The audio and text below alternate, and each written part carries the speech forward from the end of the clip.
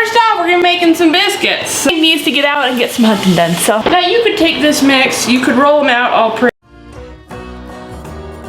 Welcome everyone back to my channel. Today I'm going to be making my husband's favorite meal with wild game. Today I'm going to be using elk, but you can use deer or any kind of other wild game steaks you want to be using. Turkey. We're going to make some elk fried steak with some biscuits and gravy. Normally I have potatoes to this dish, but I kind of spaced it today so we don't have any, but you could always easily add them too and put some nice gravy over it. So before we get into the video, please give it a thumbs up, subscribe, and share with a couple friends. Okay, first off, we're gonna be making some biscuits. So first we're gonna need 2 cups of some all-purpose flour. I like Lehigh rolling mill that's unriched, unbleached, but you can do whatever fancies, whatever kind of flour you want. That's just my preference. Next, baking powder, a tablespoon and a half of baking powder. I don't ever do precise measurements. I do around and they work out. Whatever bakers say they don't, well, I don't know what it is because it doesn't work for me. Next is a ½ teaspoon of cream of tartar, and then a ½ teaspoon of salt, 2 tablespoons of sugar, and then we're gonna go with a ½ cup of butter. Now normally I actually put in coconut oil. You could do shortening, some kind of like solid oil. I'm out of coconut oil. I was just making cookies and I ran out. So we're using butter, so it'll be extra buttery, which honestly kind of sounds way better. So I think this is gonna be a win. Next I took my French whisk, or the Dutch whisk? I think it's a Dutch whisk. I'm mixing it up. And so you wanna get that because you want your butter, your oil, your shortening, your coconut oil, whatever that be, to be really well mixed in here. But still kind of chunky. And so these are perfect. Now you really could use this like any kind of thing, but I just find that like this Dutch whisk does the best. So after you get mixed in a pretty good consistency, there's still gonna be some chunks, but mostly mixed in, we're gonna put in 1 egg.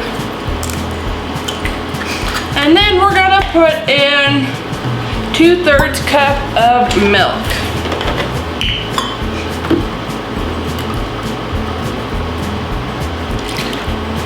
And that is all we're gonna put into our biscuit. So now we're just gonna mix it up and get it so it's a nice, kind of not dry, but chunky dough. I'll show you guys in a second kind of what it looks like. Because if not, depending on your elevation, you might need a little more flour, maybe a little bit more milk. Kind of play with it. We're very high elevation up here, so we're here in Utah. And I don't know the elevation, but we're pretty high up.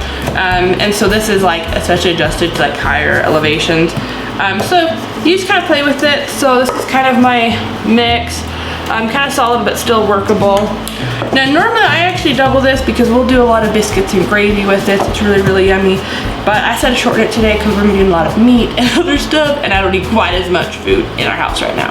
About this too, you could put in some garlic, salt. You put some like garlic, parsley, whatever you want to these biscuits. And do just that. I want to do a gravy, so I don't want to be like too crazy into flavor. I'm gonna add probably a little bit of cheese into this because I didn't mix that right into it.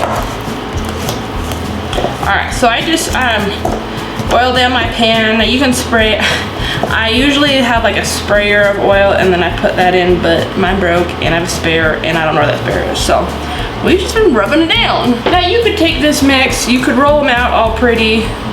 I don't have time for that. I rarely do that anymore. I usually just get 2 spoons and just put a little blob down for my biscuits. I don't care for anything too fancy for these, but again, you can always do that if you would like. So I'm gonna continue filling this pan with my biscuits, and then we're gonna start on some gravy. So you guys can see on my pan, this made 8 biscuits. Normally I double it, we have 16 biscuits. You can throw them in the freezer for later or whenever like that, but just, that's what you're gonna get with this recipe. Okay, on to our gravy. So this gravy is super, super simple. Just 2 cups of milk, 1/4 cup of flour, and we'll just mix that right in. Then we're gonna take a teaspoon of salt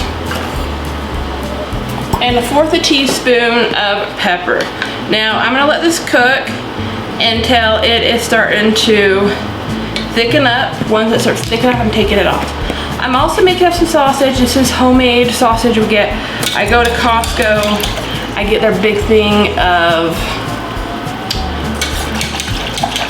I'll put the kind of sausage I get, and then I will do the meat grinder, and then we add our different spices, and that's our sausage. So I'm gonna cook up that. You could do 1/2 pound to 1 pound. It just depends, kind of my mood. Sometimes I'll cook up a full pound and then save the rest for a different day or whatever. But that's what we're gonna do. So 1/2 pound today is what I'm gonna put in. But I'm gonna get this going. As soon as it starts thickening up, we're gonna pull it off, cook up the sausage, put the sausage into this. Alrighty, so for our meat, we're gonna have 2 different bowls. The first one, I'm gonna put in 2 eggs and then a little bit of milk, cup of flour. Now I'm gonna throw in about a teaspoon of salt, teaspoon of chili powder, teaspoon of garlic powder,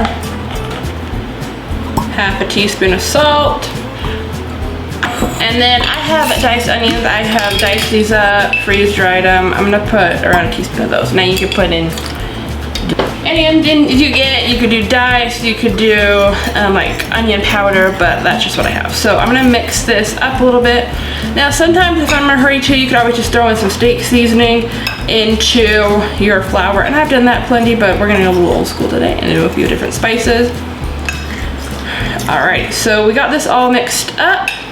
Now I get the meat. I'm gonna go from flour to the egg mixture to the flour, and then we're gonna put it into our pan with a little beef tallow. Okay, so we're gonna be cooking on cast iron for our sausage and for our elk. If you want your cast iron to be non-stick, you're gonna wanna make sure that it is heated up before you put anything onto it.